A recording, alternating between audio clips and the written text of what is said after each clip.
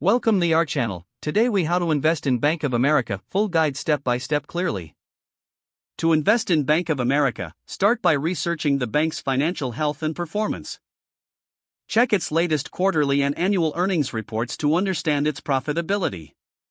Look into market trends, including interest rates and economic indicators, that may affect Bank of America's stock price. Decide how much you want to invest. Set a budget that aligns with your overall financial goals. Next, choose an investment method. You can invest directly in Bank of America stock through a brokerage account.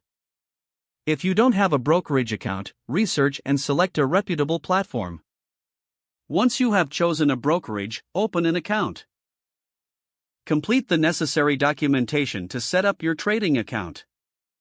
Fund your account by transferring money from your bank or another investment account.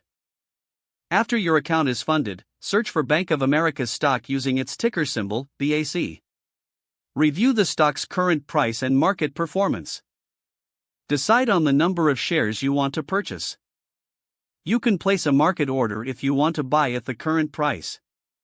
Alternatively, consider a limit order if you want to buy at a specific price.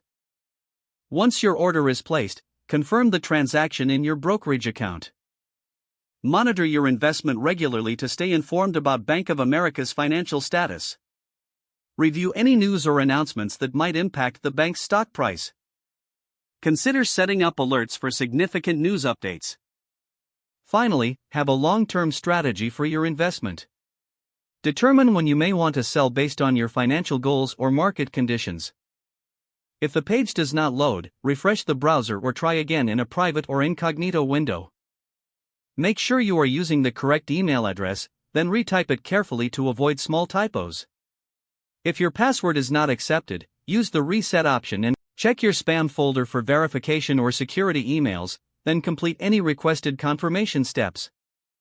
Enable two-factor authentication if available to improve account security and reduce unauthorized access risk.